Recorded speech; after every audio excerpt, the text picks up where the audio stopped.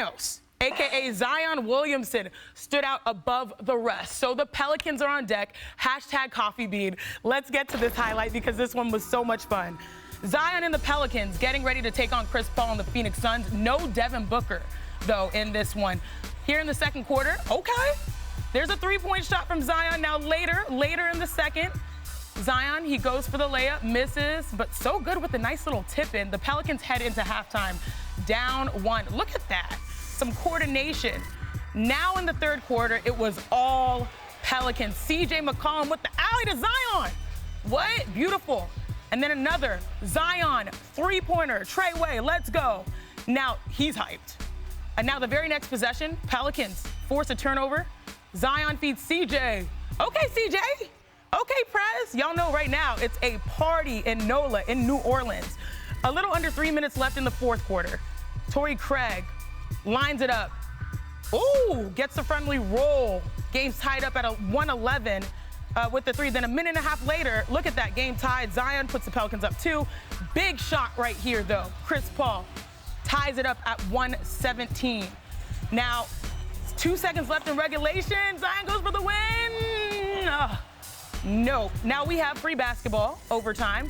Now a little under 3 minutes left in OT. Chris Paul goes for the three-pointer, but he sticks his leg out, and that was his 6th foul. Look at that. Those plays are really dissected. 2 minutes, though, now left in the game. Najee Marshall seals the game. The Pelicans win 129-124. Big win. But by the way, big winner is Zion Williamson, whose MVP odds went from 50-1 entering yesterday's game all the way down to 20-1 after his second straight 35-point performance against the Suns. That's the 6th shortest odds in the entire association. And just like that, in my Carrie Bradshaw voice, I know you'd like that, Ramona, the New Orleans Pelicans are first. Oh, you get that too, Mark Spears? Okay. Are first in the West. The Suns, though, they looked like they had no answer for Zion this weekend. So I'm going to start with our resident big man. Perk, is Zion ready to carry a team to the finals? Hell yeah, he is. Look, I mean, listen. This guy has been living up to expectations since he's been in diapers, okay? The cameras, the bright lights, they've been on him since the age of 15. You look at what he went through at Duke. The only thing we ever questioned about Zion was his health. When he's available, he hasn't disappointed us. And what he did this weekend, right, to go out and do how he did without Brandon Ingram, to drop the 35-piece spicy last night. He's the second most dominant player next outside of Giannis Antetokounmpo, along with the skill set that he has. And when you look at the Western Conference, and I know everybody go harp that the Golden State Warriors beat the Boston Celtics. We're getting to that later in the show. The West is wide open. Zion Williamson cannot be stopped. He is the Giannis Antetokounmpo of the Western Conference. Mark Spears, I know you've spent extended time watching the Pelicans and being there. What have you taken away from Zion's performance as of late? Well, first of all, yes, I agree. If the Pelicans have Zion Williamson healthy, yeah, they could do some special things this year. But you're looking at 539 days of frustration with Zion Williamson.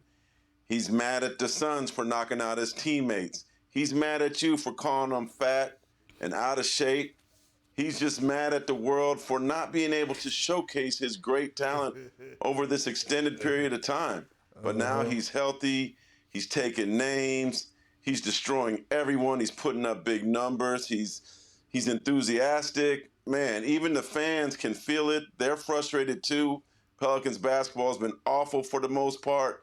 So there's an excitement, enthusiasm for Thanos that I think could make this special team, make it a very, very special team in New Orleans. Let's clear this up for the public. Second line special. He said mad at you. He's not talking about me because I never said that. I was never that. I'm pro player, but I know the general sentiment. That's in general. I know the general sentiment was that he was, out of shape. But guess what? He's back and he's better than ever. Ramona, what have you taken from Zion's performance? Look, he's played his way into great shape because he trusts his body now. He's not worried about a cut might hurt him. He might hurt himself or landing on that foot anymore. When you trust your body, you can let loose and unleash all of his considerable skill set.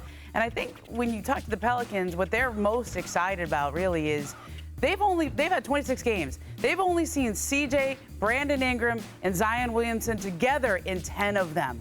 6-4 in those 10 games, but they really haven't seen their big three all together. Zion's able to carry the team in games when Brandon Ingram isn't there or CJ McCollum isn't there, but they haven't even seen the best of themselves yet. Yeah, if you think about the last 14 games, they have had the fourth best offense and the best defense in that time.